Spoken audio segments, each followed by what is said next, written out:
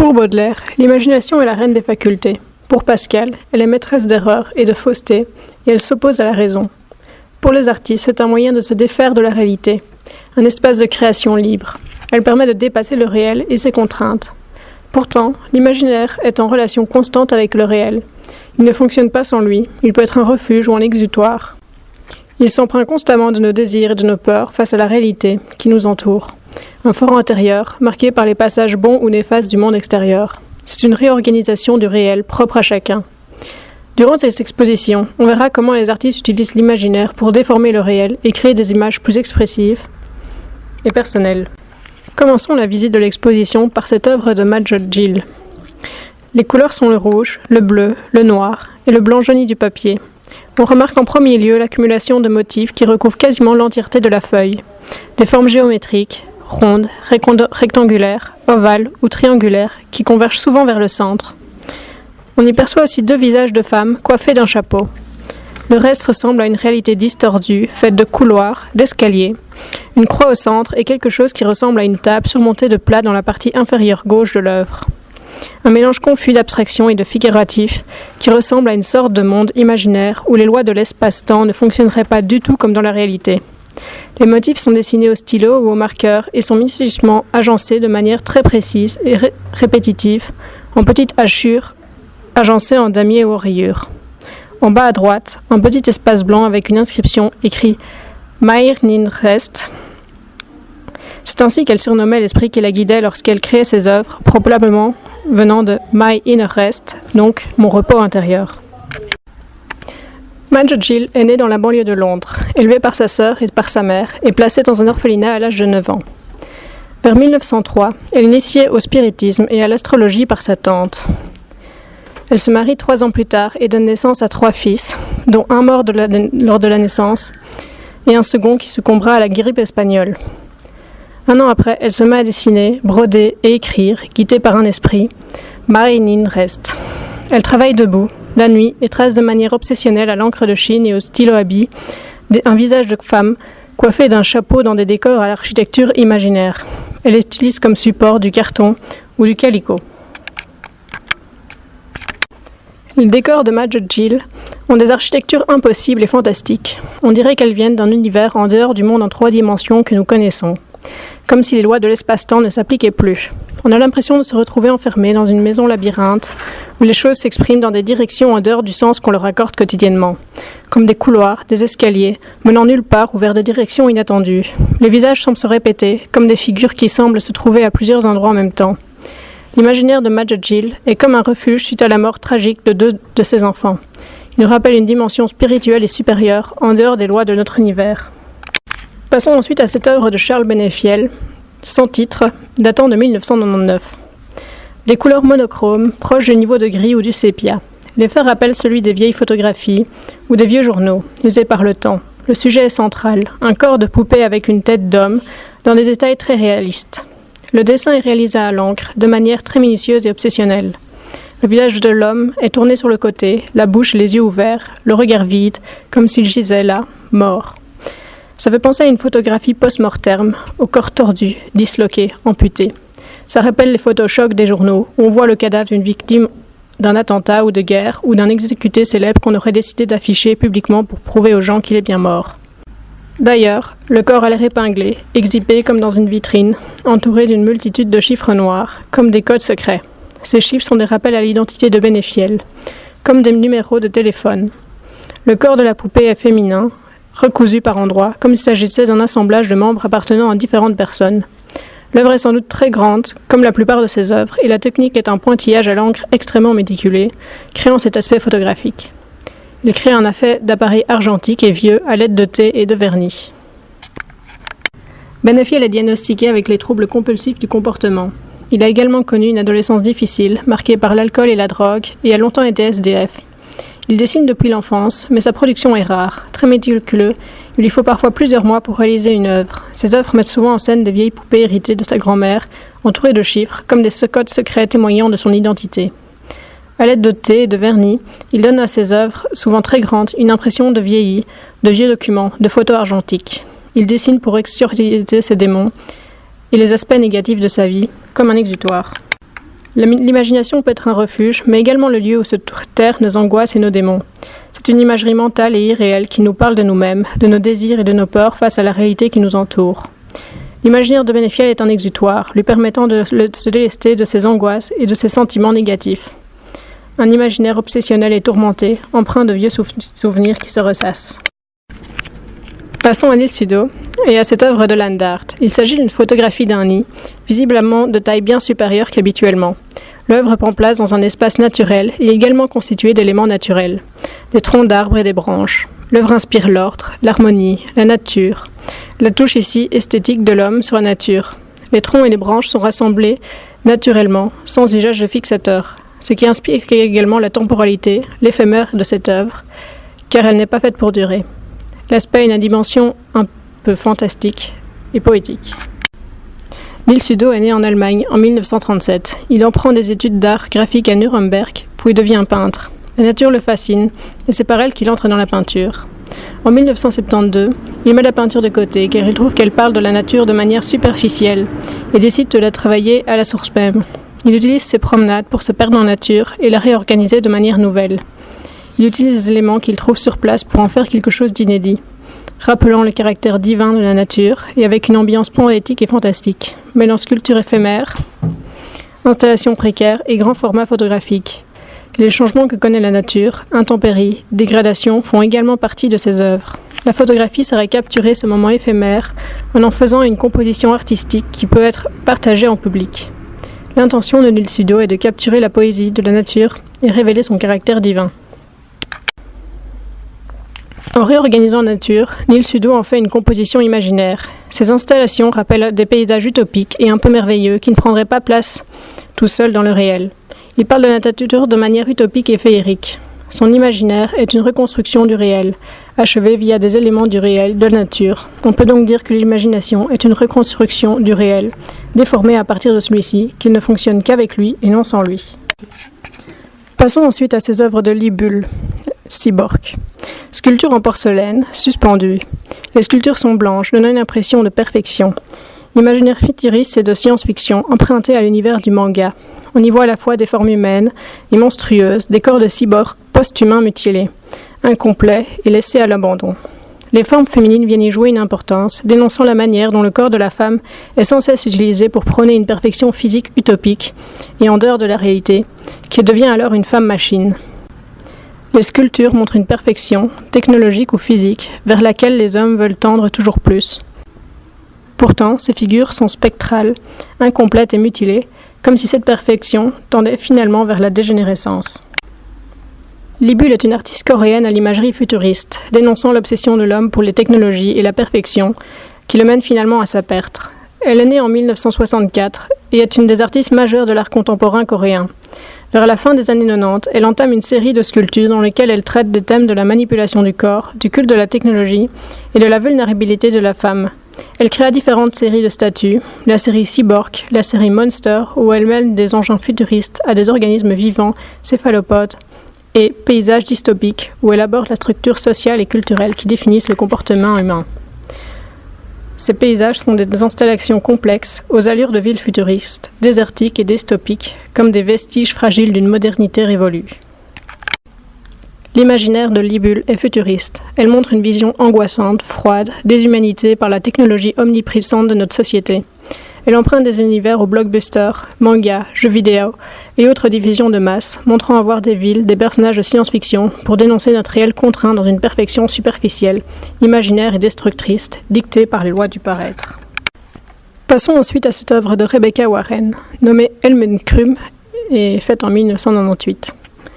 L'artiste anglaise Rebecca Warren est bien connue pour ses sculptures en argile et en bronze qui représentent souvent la forme féminine nue et abordent les thèmes de la sexualité, en faisant référence à d'autres œuvres et artistes historiques. Par exemple, les premières œuvres de Warren ont fait référence à des artistes aussi variés que Robert Crumb, Edgar Degas, Albert Giacometti et le dessinateur américain Robert Crumb. Cependant, Warren a développé elle-même une esthétique et un style singulier. Son sujet, le corps féminin, est l'un des plus traditionnels de l'histoire de l'art. Mais elle a renversé les clichés hérités du passé, associés au genre, redéfinissant ce à quoi la sculpture devrait ressembler. La flexibilité de l'argile lui permet de créer librement en utilisant son inconscient. Avec leur apparence inachevée, ils dévoilent une tension entre la pensée et le processus, tout en créant un nouveau monde de sculpture unique. Warren dit de son travail: la beauté de travailler avec le matériau comme l'argile est qu'il vous donne cette liberté de changer les choses. J'aime garder la qualité qu'il génère très rapidement. Il y a un sentiment de ne pas être complet, pour les maintenir en vie, dynamiques et fraîches. Bien que mon travail évolue à travers un processus d'appropriation et de référence, il est non didactique, étant plus proche de la révélation et de la découverte. L'une de ses œuvres les plus emblématiques est Helmut Crumb. Il s'agit de deux paires de jambes courbes et d'entrejambes, exagérées, se tenant ensemble, complètement nues. Ça nous rappelle le genre de femme dodue et sexy de Robert Crumb ou les photos de talons de Helmut Newton. D'autre part, la plus petite paire de jambes est sous la plus grande et donne une impression de voyeurisme. L'œuvre suggère une scène du mythe grec, le combat de David contre Goliath, le combat d'un homme contre la séduction sexuelle. Pourtant, cette sculpture nous représente les deux personnages sous une forme transformée en deux idiots gaiement stupides. À cause de son approche caricaturale et son objectif imprécis, cette œuvre n'est pas très représentative du travail de Warren. Elle nous intéresse parce qu'elle ouvre la porte à notre imagination, peut-être. Passons ensuite à cette œuvre de Ernesto Neto, Leviathan Tot, faite en 2006. Ernesto Neto, né à Rio de Janeiro, Brésil en 1964, est un artiste contemporain travaillant les matières plastiques. Ses installations sont des vastes sculptures souples et biomorphes, mi-corporelles, mi-architecturales, qui remplissent l'espace d'exposition. Les visiteurs peuvent toucher, appuyer dessus et même parfois marcher dessus et les traverser. Elles sont faites d'un polyamide blanc, héritable, similaire à celui d'un collant. Ces sculptures peuvent être considérées comme une expression de l'art abstrait traditionnel, bien que leur interaction avec le visiteur leur confère un autre niveau d'interprétation. L'une de ces installations les plus admirées est celle du Panthéon de Paris, appelée Leviathan Tot, ce qui a valu à l'artiste une des plus grandes réputations internationales, tout en lui gagnant la médaille du chevalier de l'Ordre des Arts et des Lettres. Suspendue à la coupole de l'édifice, sa sculpture aux formes organiques évoque une étrange créature. L'artiste a nommé son œuvre d'après deux mythes classiques tirés du livre de Job. Léviathan est un monstre gigantesque qui a de la domination sur les gens. Il est omniprésent partout, mais on ne peut pas le voir. Thoth est le nom du dieu égyptien de la sagesse qui a servi comme un médiateur entre plusieurs batailles. Neto a combiné ces deux noms en un.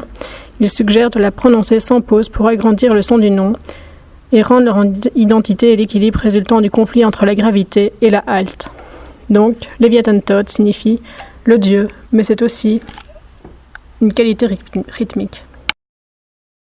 Pierre et Gilles est le pseudonyme du couple d'artistes français formé par le photographe Pierre Comove et le peintre Gilles Blanchard. Depuis 1976, ils développent une œuvre à quatre mains entre peinture et photographie. Une fois la photographie tirée sur toile, commence un méticuleux travail de peinture. Pierre et Gilles créent des portraits de rêve qui transportent leur sujet dans un monde alternatif où la culture pop, la mythologie, le burlesque, la religion et l'érotisme se mélangent en parfaite harmonie. Dans ses œuvres sont des stars du monde de la musique, de la mode, de l'art, du cinéma, mais aussi des individus inconnus qu'ils ont rencontrés au cours des années. Pierre et Gilles ne font pas du tout de casting, c'est le modèle qui leur révèle l'image et le sujet. Ils construisent l'idée autour du modèle. Cette photo peinte représente un jeune marin dans un espace fantastique brillant, un peu fantasmagorique. Dans cette œuvre, le port du Havre a l'air comme une contrée inconnue et mystérieuse. Chez Piètre et Gilles, on voit toujours le réel enchanté. La beauté y est toute factice, mais aussi chargée de poésie. D'autre part, sur la photo, ses joues paraissent un peu mouillées, car les larmes est l'un des éléments préférés des deux artistes. Selon Gilles, c'est beau et sensuel. Il s'agit également de la réflexion d'une humanité fragile où chacun serait un être d'exception. À partir de la fiction photographique ornementale du couple d'artistes français, on passe ensuite au cœur du monde terrifiant et furieux des frères Chapman. Jake, né en 1966, et Dinos, né en 1962, sont des artistes visuels britanniques souvent connus sous le nom des frères Chapman. Les artistes jouent beaucoup sur l'effet de choc à l'aide de thèmes comme la moralité, la religion, le sexe, la mort, la philosophie, l'histoire de l'art, la société de consommation, etc. Les œuvres mêlent souvent l'humour et l'horreur. Le sexe et la mort sont deux sculptures créées en 2003 dont les titres ont tous deux été échangés. La mort est une paire de 2 poupées sexuelles placées dans la position 69 sur un matelas pneumatique. Malgré l'apparence d'être en plastique, elle est en fait moulée en bronze et peinte pour ressembler à du plastique. Pendant ce temps, le sexe ne semble montrer que la mort et la décomposition. Cette œuvre est directement référée à son travail précédent, Great Deed Against the Dead, qui est inspiré par un dessin du peintre espagnol Goya. Le travail original montre 3 cadavres démembrés qui sont suspendus à un arbre. Le sexe de l'année 2003 montre le même scénario, mais dans un état de chute plus élevé. Les 3 victimes de la pourriture ont été léchées par une armée d'insectes et de créatures rampantes qui viennent dans des vagues de putréfaction. Un essaim de larves, d'escargots, de mouches, de rats et d'araignées couvre la surface de la pièce. Chacun d'entre eux a été acquis à partir d'un magasin d'Halloween et a moulé individuellement en bronze. Un corbeau assis se trouve menaçant au sommet de l'arbre. En outre, la solennité de la sculpture en bronze peint est perturbée par le nez de clown et la corne et les oreilles du diable. Gustav Mesmer naquit à Holthausen, en Allemagne, en 1903. Il fut un inventeur allemand de machines volantes expérimentales à propulsion humaine et intrigua les scientifiques tandis que certains ne le prirent pas au sérieux. Lorsque la Première Guerre mondiale éclata, ses cours furent interrompus. Il passa 6 ans au monastère bénédictin à Beuron. Le 17 mars 1928, il perturba une cérémonie de communion en déclarant que le sang du Christ n'est pas celui prétendu. L'Église, révoltée par ces dires, décida de l'expulser de force. Confus par cet événement, la famille Mesmer demanda conseil auprès de leur médecin. Ce dernier considéra la maladie de Gustav. Par conséquent, il intégra la maison mentale de Bad Schussenried, où il fut diagnostiqué schizophrène de type paranoïaque. Gustav Mesmer écrit de nombreuses fois à ses proches afin de quitter ce lieu. Sa demande ne parvint jamais auprès de sa famille car les administrateurs de la maison mentale de Bad Schussenried ne les transmirent guère. Malgré sa frustration, Gustav continua sa quête de liberté en espérant un jour convaincre son entourage. Le temps fut long et difficile. Les employés médicaux virent d'un mauvais œil son envie de s'échapper. En 1949, à sa demande, il fut transféré dans l'hôpital psychiatrique de Wessenau, près d'Altschulzen. Il eut davantage de confort et commença ses inventions. En 1964, il est libre. Il s'installa dans la maison d'un ancien à Butenhausen, où il passa le reste de sa vie. Gustav Mesmer adora dessiner des machines volantes. C'est à la suite de la lecture d'un article concernant un Autrichien et un Français dont l'idée fut de réaliser une machine à voler à partir d'un vélo que la passion de Gustav prit une nouvelle direction. Gustav eut accès à un petit atelier où il put fabriquer de grandes machines volantes et les testa. Cette période fut extrêmement productive. Certaines machines furent construites autour de bicyclettes et d'autres furent des plateformes de harnais à épaules qui obligea le porteur à utiliser une base de lancement, telle que la tour, la falaise, etc. Habile de ses mains, ses œuvres sont faites à partir de bois, de tissu, de métal et incorporant souvent de la récupération. Celle-ci se réfère aux objets volants de Otto Lilienthal, par exemple datant du XIXe siècle. Les ailes et les voiles sont percées car selon Gustav, cela favoriserait l'aérodynamique. Ses inventions et ses expéditions lui valurent son surnom l'Icarus de Lothartal, une allusion à la vallée de Lothaire où se trouvait Butenhausen. Nous nous confrontons à une photo de Franco Zender et représentant Gustav Mesmer. Cette photographie illustre parfaitement l'homme que fut Gustav. L'invention de ce dernier fait référence au mythe d'Icare et de Dédale. En effet, cette lumière éblouissante est une comparaison à la chaleur qui fit fondre la cire jusqu'à ce que les ailes d'Icare le trahirent. Cette œuvre nous renvoie à la technique de la mimétisme, de l'illusion. Gustave est non seulement un artiste brut, mais également un créateur d'images. Celle qu'il nous offre nous embarque pour un univers nouveau où l'homme est un oiseau. La pureté de cet halo nous renvoie au monde religieux. Cette projection blanche souligne la silhouette d'un être libre. Une auréole se dessine de manière abstraite, mais nous renvoie simplement à l'expression de la spiritualité. Situé en hauteur, Gustave est paré au décollage. Un dialogue entre lui et les cieux s'opère ici. Il décéda le jour de Noël en 1994. Marie-Rose Lorté est une artiste plasticienne. Née le 22 juillet 1945 à Strasbourg, dans les jardins de la Robertsau, elle conserva de nombreux repères de cette Alsace natale au sein de ses œuvres. Son enfance fut marquée par les tricotages de sa mère et de sa grand-mère. Très jeune, elle travailla dans l'atelier de haute couture à Paris et réalisa des couvertures brodées pour la presse et l'édition. Dans les années 60, elle confectionna à partir de tissus cousus et brodés qui furent remplacés peu à peu par les morceaux de tricot. En 1966, Peter Knapp lui demanda de réaliser un cerveau tricoté pour une couverture de livre. Ensuite, elle présenta sa collection à Jean Dubuffet. Ce dernier sélectionnera une partie de ses créations pour une exposition annexe d'art brut, neuve Imvotion. On parle d'art textile pour qualifier le travail de Marie-Rose, dont la démarche relève de l'art brut. Son art est fait de masques, de territoires en laine, d'architecture de fils rigidifiés et de miniatures tricotées aux épingles. Des matériaux insolites s'y ajoutent parfois. Marie-Rose définit son travail ainsi. C'est le temps déraisonnable qui rythme les longs cheminements à travers boucles et nœuds de mon travail. C'est une façon de construire simultanément le fond, les signes et le dessin qui s'y inscrivent. Se fabrique en même temps que l'écriture se développe. L'existence de ce fond intervient, se déroule au fur et à mesure que la pensée dicte les mots. C'est une acrobatie sans filet. Les masques seraient utilisés comme image de substitution. Ici, ne sont-ils pas différents portraits imprimés par son subconscient ?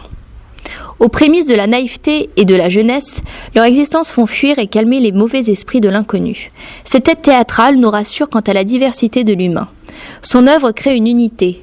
Tous ces visages sont blancs immaculés, ils nous rappellent les critères esthétiques de la Renaissance, mais avant tout la coiffe blanche ou coiffe de l'aigle harpie des Kayapos, une société traditionnelle. La couleur blanche possède une symbolique importante, celle de la pureté. Elle se réfère donc à la religion. Le masque joue avec le rationnel et l'imaginaire. Nous pouvons également remarquer quelques touches colorées laissées par les yeux, le nez et la bouche. Elles sont plutôt primaires, en effet le bleu ayant un rapport avec l'immensité et donc l'imaginaire collectif.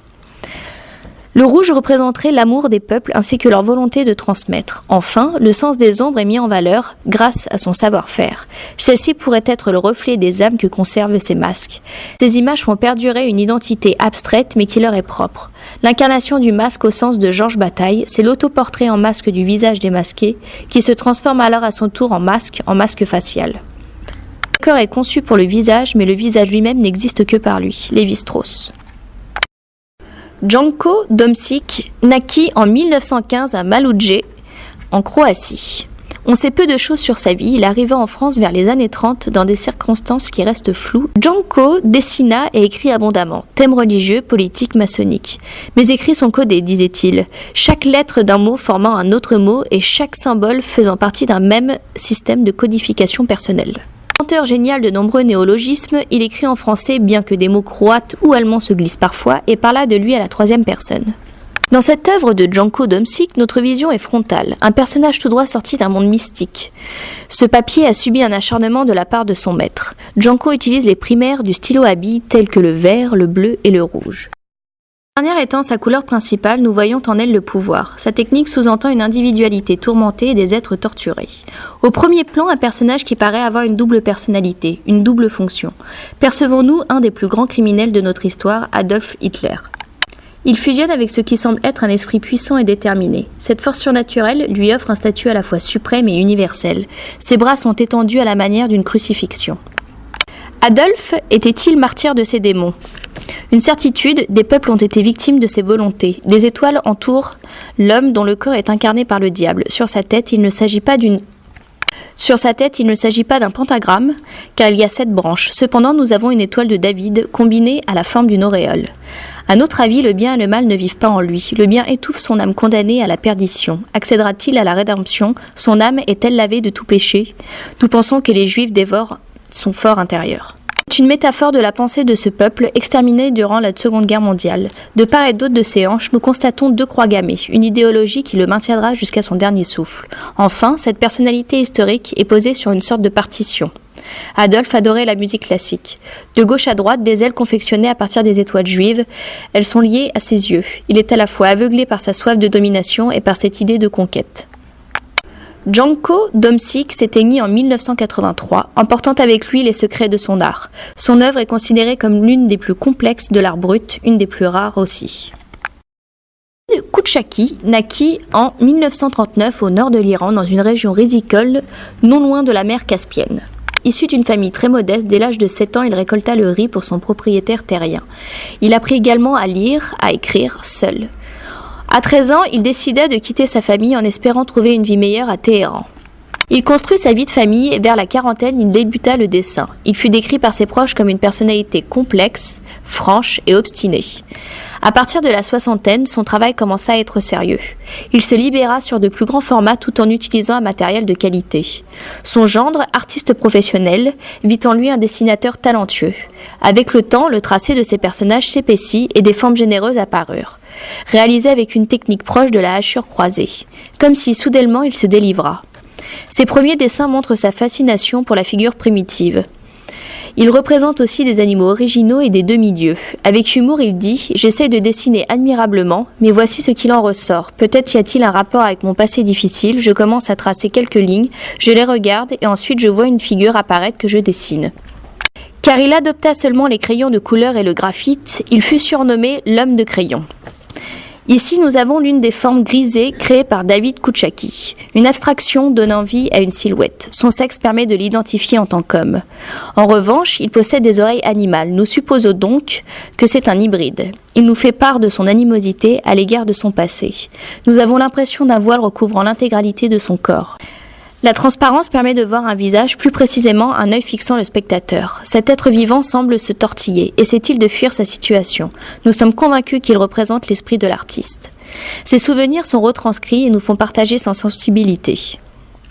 Le fictif et le réel s'unissent. Les subtiles nuances de gris réalisées à la mine de plomb donnent à cet être une certaine dimension. Ses jambes, à la différence de ses bras, sont en mouvement. Nous ressentons donc une dynamique. Porte-t-il une camisole de force dont il tente de se soustraire? Nous pourrions croire à un personnage sorti tout droit d'un conte pour enfants. Nous sommes certains qu'il cherche à vivre des jours heureux. Il s'avère être vidé et désabusé. L'expression de son visage est intrigante, car nous ne savons pas si son sort l'amuse. Selon nous, il revient de loin et en est fier. Tous les sentiments de David Kouchaki sont camouflés de manière figurative, mais dévoilés par son art. L'imaginaire est le maître mot de notre exposition, mais qu'est-il réellement? Existe-t-il en lui une certaine réalité? La sensibilité des artistes abordés donne naissance à des œuvres uniques et profondes. À travers elles, notre objectivité est mise à rude épreuve et notre vision du monde ne cesse d'évoluer. Ces artistes nourrissent notre perception. Leur monde forme une unité et nous permettent de saisir notre histoire. Toutes ces créations aspirent à la continuité de cet univers à la fois complexe et captivant. L'imaginaire est le fondement de la vie. Grâce à lui, des savoirs tels que le langage et l'écriture ont pu voir le jour. En plus de faire partie de nos structures mentales, il a permis aux hommes de se construire. Le souhait de ces artistes lève le voile sur quelques-uns de ces sentiments.